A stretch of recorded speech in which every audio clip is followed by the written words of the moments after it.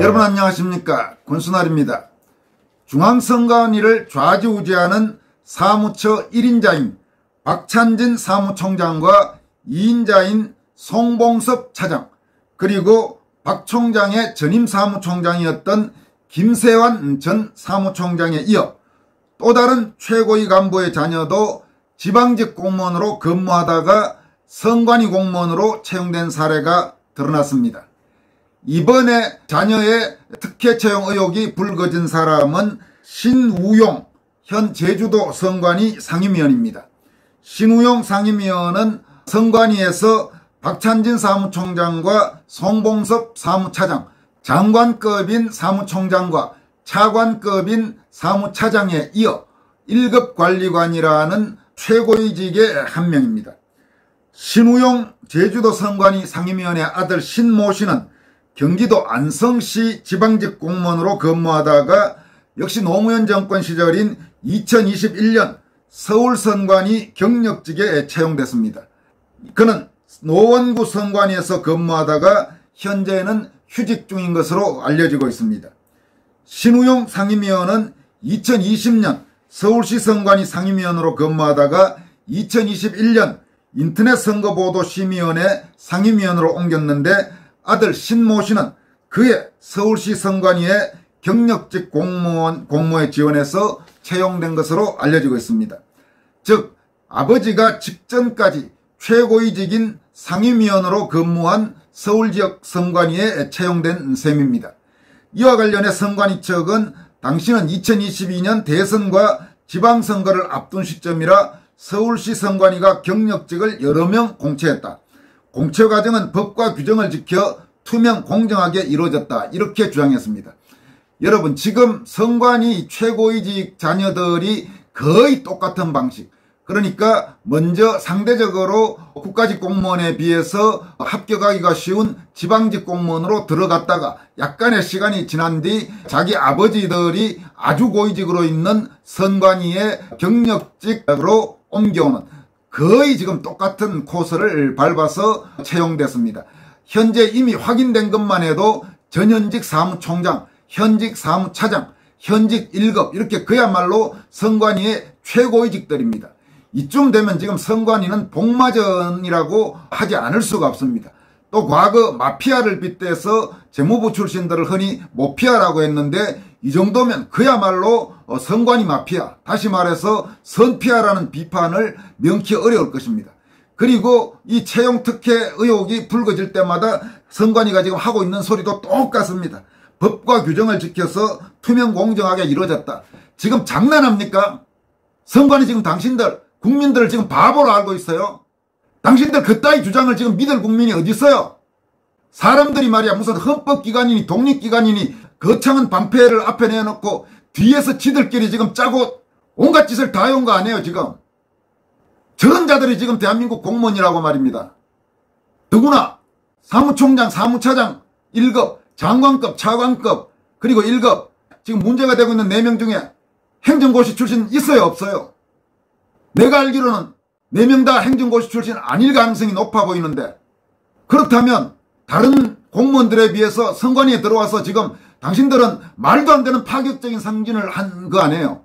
그런데 그것도 모자라서 자기 자식들까지 그런 영화를 누려주겠다. 그런데 아무런 문제가 없었다. 제대로 된 공무원이라면 설사 자기 자녀가 그런 식으로 선관위에 들어오려고 해도 막아야 그게 제대로 되는 공무원이에요. 저따위 인간들이 지금 대한민국 고위직 공무원, 더구나 선거를 좌지우지하는 중앙선관위에 꼭대기에 앉아갖고 말이야 온갖 의혹과 논란에 휩싸이게 해놓고, 그리고도 계속 무슨 헌법기관이고 정치적 중립성이고 공정성이고 이런 소리들을 입에 올리고 있어요. 대한민국 선관위가 언제 공정하고 중립적으로 선거 관리했어요? 사람들이 말이야 양심이 있어야지. 지금 이번에 다시 불거진 신우용, 이 사람도 박찬진이나 송봉섭이나 혹은 그 전에 김세환과 마찬가지로 선관위의 요직이란 요직은 거의 다 거친 사람인 것 같습니다. 선관위 선거정책실장, 기획조정실장, 서울시 선관위 상임위원, 경기도 선관위 상임위원, 그리고 이제 제주도 선관위 상임위원으로 가서 대체로 퇴직을 기다리고 있는 공무원으로 보입니다. 지금 선관위 고위직의 소위 특혜 채용 의혹, 고용세습 의혹과 관련해서 전수조사라는 이야기가 나오는 것도 너무나 당연한 겁니다. 하루하루 날이 지날 때마다 한 명이 나오고 또 한 명이 나오고 또 한 명이 나오고 이런 식으로 고위직에 있던 자들이 지금 일제히 잇따라 지금 자녀의 특혜 채용 의혹이 불거진 겁니다. 아무리 선관위가 뭐라고 해명을 해도 저건 명백하게 문제가 있는 채용입니다. 물론 법적으로 논란이 안 되게 아마 했을 가능성이 있겠죠. 그래서 선관위가 특별감사 자기들끼리 하겠다. 그 특별감사야, 그 결과야 안 봐도 비디오죠. 어느 선관위 공무원이 지금 자기들 목줄을 잡고 있는 사무총장, 사무차장 혹은 1급 이런 문제와 관련해서 그 채용에 문제 있었다고 할 수 있겠어요? 말도 안 되는 소리들을 선관위가 지금 계속하고 있는 거죠. 여러분들에게 이미 전해드렸습니다만 선관위는 장관급인 박찬진 사무총장의 딸이 광주광역시 남구청에서 근무하다가 지난해 선관위에 채용됐고, 차관급인 송봉섭 사무차장의 딸도 충남 보령시 공무원으로 일하다가 2018년 선관위에 채용돼 논란이 빚어졌습니다. 또 직전 선관위 사무총장이었던 김세환 전 총장도 사무차장 재직 중이던 2020년 강화군청에서 공무원으로 일하던 아들이 선관위로 이직했고, 불과 6개월 뒤 7급으로 승진하면서 여러가지 특혜 논란이 빚어졌습니다. 그리고 공교롭게도 지금 논란이 되고 있는 이 4명의 전현직 선관위 최고위직 자녀들이 선관위의 경력직으로 채용된 것은 모두 문재인 정권 시절입니다. 그러니까 문재인 정권 시절에 유별나게 좌익 정권과 선관위의 유착 의혹, 또 선관위가 선거관리에서 노골적인 편파 조치를 했다는 비판이 강했던 그런 시점입니다. 그 상황 속에서 선관위 고위직들은 자기 자식부터 챙기는 그런 모습을 보여온 것입니다. 도저히 용납할 수 없는 일입니다. 한편 중앙선관위 고위직 간부 자녀 특혜 채용 의혹, 고용세습 의혹과 관련해서 국민권익위원회가 조사에 착수했습니다.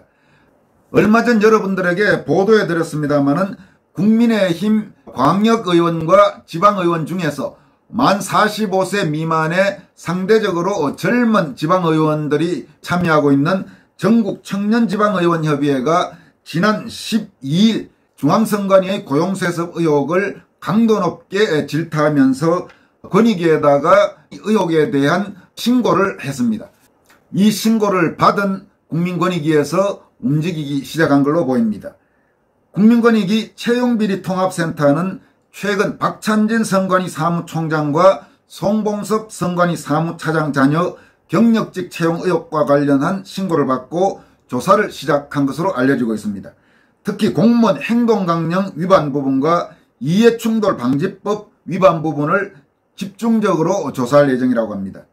권익위 관계자는 채널A와의 통화에서 신고한 내용이 나름 근거가 있어서 조사에 착수하게 됐다면서 이 사건은 충분히 문제가 있다고 보여지기 때문에 관련 법령을 다 검토하고 있다고 밝혔습니다.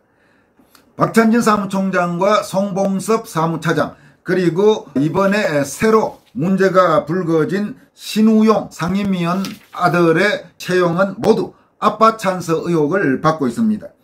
특히 송봉섭 사무차장의 딸은 2018년 이른바 핀셋 채용으로 불리는 비다수인 대상 채용으로 입사한 그런 경우입니다.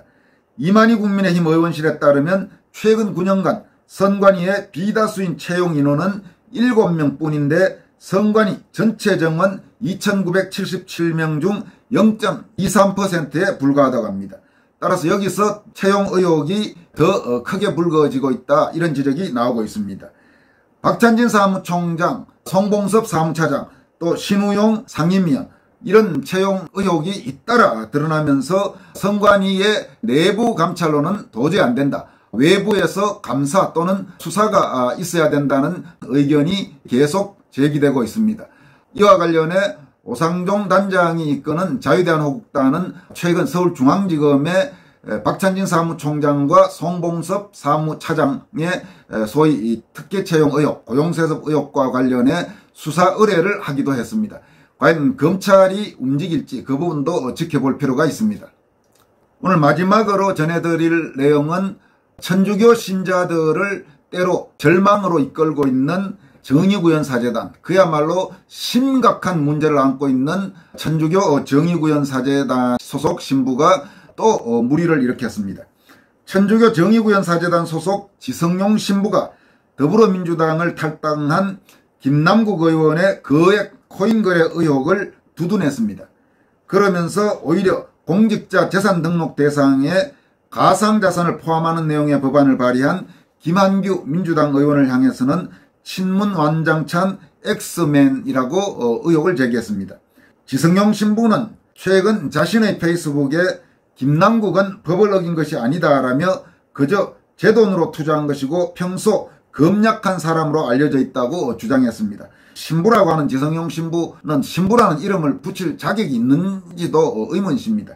지성용은 이어서 이걸 청년 문제, 위선 프레임으로 엮어 대통령실 공천 관련 태영호 건부터 대일본 구력외교 부정 여론을 회복해보려고 한다고 주장했습니다.